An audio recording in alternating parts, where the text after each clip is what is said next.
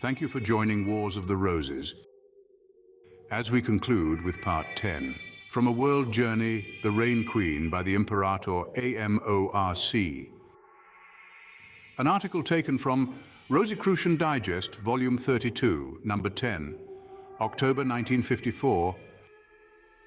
The Thought of the Month, The Rain Queen by The Imperator AMORC. This is the final article in the series written by the Imperator after his return from a world journey in behalf of the Rosicrucian Order. Editor. The way had now become more mountainous. The narrow road wended its way tortuously through the bush above which occasional palms rose in solitary majesty.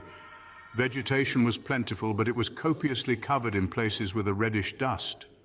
Here was evidence of drought in a land accustomed to rain periodically. Notwithstanding our increasing altitude, the air was hot and dry, and one could almost feel his own dehydration taking place. There was a paucity of game, only the smaller varieties being seen. There was an air of suspense, as though one were entering a land deserted because of some catastrophic cause which might again be experienced momentarily. We had just passed along one of the ranges of the Vulavedu Mountains. In this region, the natives produced maize or corn and laboriously tilled the soil in small areas cleared of brush. A steep downward grade in the roadway gave us a more distant view. There, some 100 yards ahead and at our right, was a well-trodden trail. Following it with our eyes, we saw that it led into a small grove of trees to a stockade fence made of small logs and about 7 to 8 feet in height. Through this entrance, natives were coming and going, carrying calabashes and baskets upon their heads. Above the stockade, as we approached, we could see the conical thatched roofs of the bandas. This was a kraal, or native village. It was the village of the Balobkdu tribe of the Basuto nation. This kraal was surrounded with a halo of mystery, legend, and strange facts, many of which had found their way into renowned fiction and other literature. This was the capital of the celebrated Rain Queen, Mujaji III.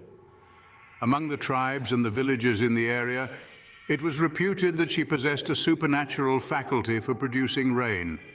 She transformed the hovering clouds into sheets of water by ritual formulae, thus saving the land and its people from the ravages of drought. In 140 years, there have been only 3 such queens, each ruling over this little wilderness empire most autocratically, with the power of life and death unquestionably lying within her domain. By tribal custom, the queen is destined to die by her own hand. She is not a ruler primarily, but a rainmaker. That is, her political authority and counsel would cease if she were to lose her virtue in commanding this phenomenon of nature. The men rely upon her powers to make rain, thus preserving their crops and life, and also upon her withholding her secret from their enemies. She is also known to them as a transformer of clouds. It is not that she brings rain into existence from an amorphous state, but rather that she has the ability to release the moisture from the clouds that rest upon the nearby mountains, and which might otherwise pass over the parched lands. Since the coming of the rains is related to the change of seasons, the queen is likewise known as the changer of seasons. It is the opinion among the Balobedu tribe that when the Rain Queen is upset or emotionally disturbed, she fails to exercise her power to produce rain. The Great Drought of 1934 to 1935 is attributed to Queen Mujaji's daughter's relations with a foreigner, an outsider. The Rain Queen is unmarried and she cannot have a formal husband but does have wives. A number of attractive girls of the tribe are designated as her wives, and a ritual is performed establishing their marital status. These wives are, however, a kind of royal retinue. They in turn may have children by one of the tribesmen. These children, by a complicated religio-political system, become the queen's daughters. Most of the boys die before maturity, so it is related. Queen Mujaji has what may be termed rain doctors who assist her in the performance of the traditional rite. It is the custom just before the Rain Queen's death that she impart her secrets to her successor. Likewise, she transfers her own secret vessels and their ingredients, as well as information about the beating of the drums used in the ceremony. At the start of the rain-making rites, the queen anoints the base of the sacred tree in the center of the kraal with the tribe's home-brewed beer. Traditionally, if the queen failed to make rain, she was put to death. One of the local rumors about the origin of the first Rain Queen appears in the book The Bush Speaks by Dicker. It relates that she was a crafty woman of mixed white extraction. She had come from West Africa and with diabolical cunning created the belief among the Basuto of the region that she had supernatural powers that created clouds so often resting upon the mountains. Her apparent success in deceiving the natives or in some manner inducing the rain gained her considerable fame. As a result of homage paid her and the awe instilled into the natives by her powers, she formed a great kingdom without force of arms, over which she presided as queen. The account further relates that she used malevolent intrigues to hold her domain. Her female ancestors were said to be white women sold to the Arabs in slave markets of West Africa, who enchanted their masters with their sexual attractions. Hence, she used this device to rule her counselors and remained unmarried. It is further stated that this is why many girls were selected to become wives of the queen, for it was their duty to captivate foreign chiefs and spies. Dicker's work would lead one to believe that intrigue, deception, debauchery, and immorality reigned supreme in this capital of the bush. Nevertheless, it is historically certain that the tribal councillors did and do prefer being ruled by a woman. H. Rider Haggard's famous work, She, was based upon the legends and facts surrounding the life of this mysterious first Rain Queen. The palace. Our arrival had attracted considerable attention.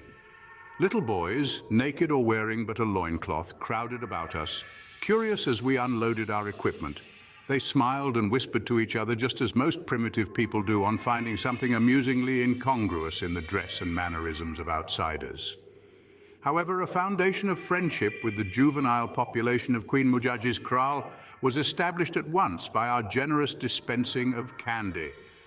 Members of our safari had thoughtfully availed themselves of large sacks of miscellaneous sweets which both the women and children relished.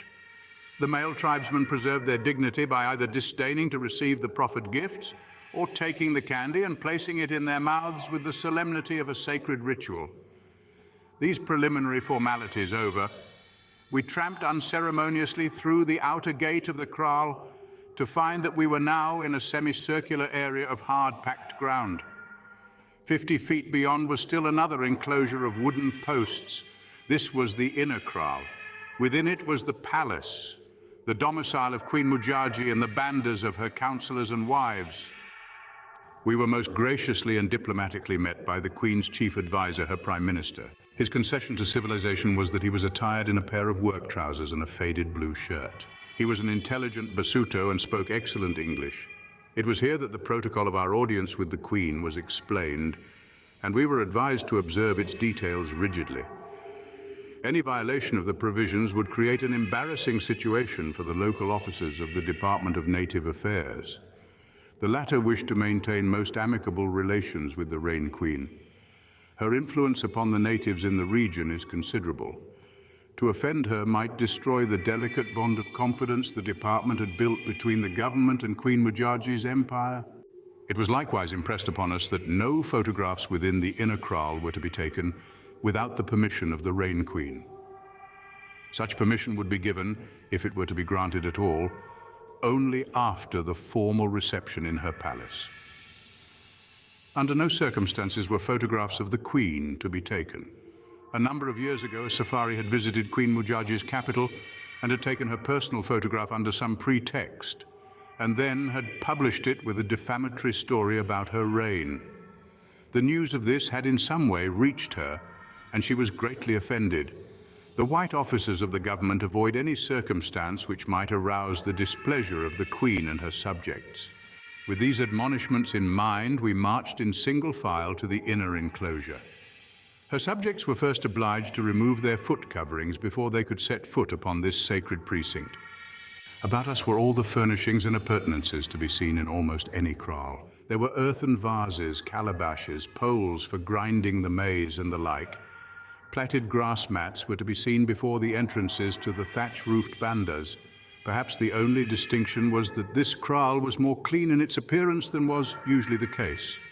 There was less littering of refuse. Before us was the palace, its prominence being that it resembled a small, simple wooden, bungalow-like dwelling. Unlike the bandas, it was given eminence by being raised upon piles. This necessitated a climb of several steps to reach the porch or veranda. We stopped, undecided, at the lower step, placing our heavy photographic equipment upon the ground and standing in a group awaiting further developments. The Prime Minister, who was our immediate host and interpreter, preceded us to confer with the Queen. Decorum in the bush country? After a few moments, the Queen's minister again appeared and beckoned to us to ascend the steps. When we had done this, some of our party were about to sit down, but we were advised that this must not be done until Queen Mujaji made her appearance and had become seated. Here then, in the African bush, hundreds of miles from a city of size, this woman of a tribe of primitive peoples prescribed a decorum and demanded its respect from European and foreign visitors, as significant in its social import as that of the royalty of any white nation.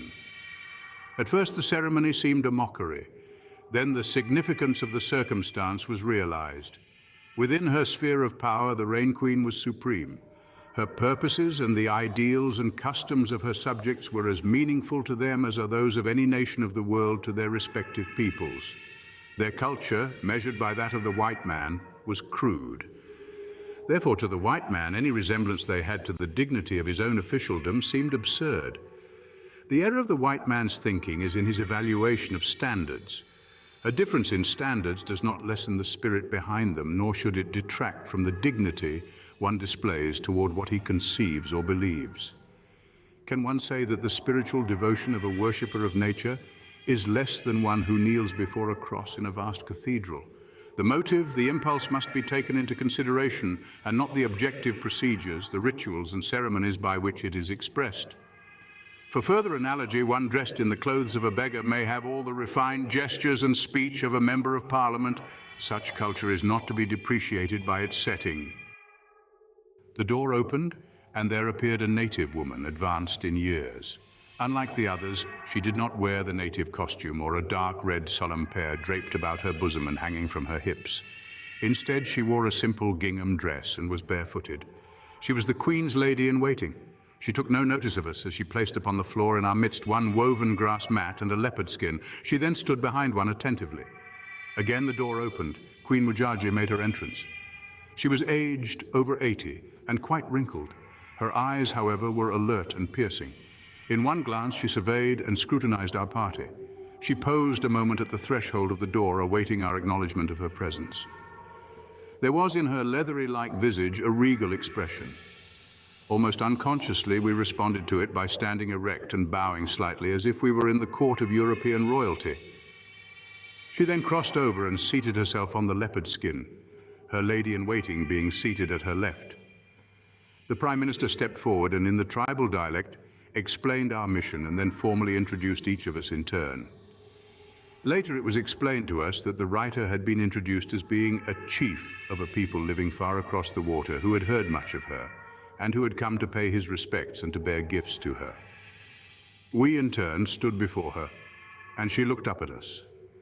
In the depth of her eyes was the soul of primitive Africa.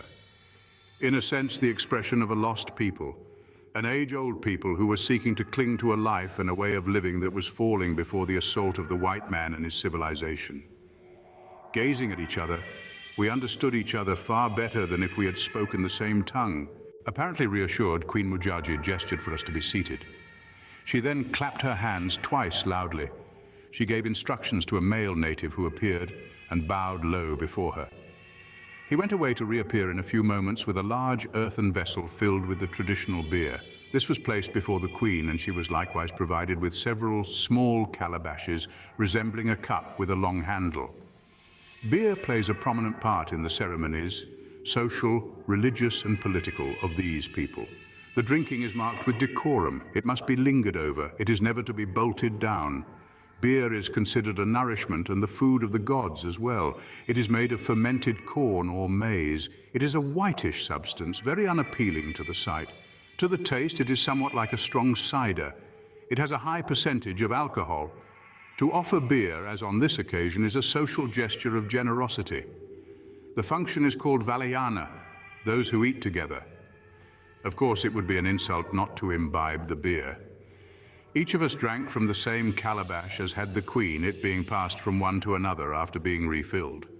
The Europeans, or whites, who have had the experience relate that the beer is noted for its relief from various disorders. Photography waits on protocol. While looking at the writer, Queen Mujaji was apparently asking questions of her minister about him. What answers he gave, we did not learn. As the time advanced, so did the position of the sun. We noted with apprehension that shadows were creeping into areas which we were anxious to photograph. Accordingly, we asked the Prime Minister whether Her Majesty would now grant permission for photography. Protocol, however, still prevailed. It was necessary that we first proffer our gifts to the Queen, not in consideration of her permission, for there was no assurance that even then she would grant it. The lady of our safari had obtained the gifts in advance. We stepped forward and laid the larger package at the feet of the Queen. She never glanced at it or evinced any interest in it. A smaller package was then laid before the lady in waiting. The latter was not so stoic. She beamed widely, showing her few remaining teeth. But she too made no attempt to open her package and examine its contents. The conversation continued several minutes longer, and yet we did not know whether our journey to this remote place was in vain or not. Suddenly, Her Majesty began opening her package.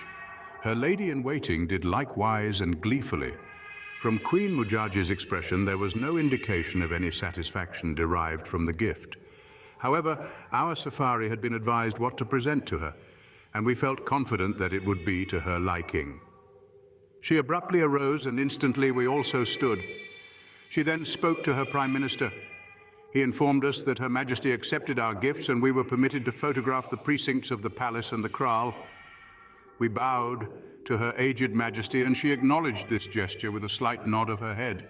Then she left our presence, walking very erect, to enter her palace, leaving the bearing of the gifts to the lady-in-waiting. While our photographic equipment was being placed in readiness, the writer looked back upon the door through which Queen Mujaji had just passed. He mused upon the little drama simply and touchingly enacted by this woman of mystery. For the moment, there pulsated within him, like the rhythmic beats of the native drums, the fears, devotions, and beliefs of the generations of these people. Africa had seen for us another portal by which to enter the recesses of the human mind and personality. End. Thank you for watching, and please don't forget to share, like, subscribe, and comment. And if you can, please consider donating to Wars of the Roses. Links to PayPal and Patreon are in the description. Thank you so very much.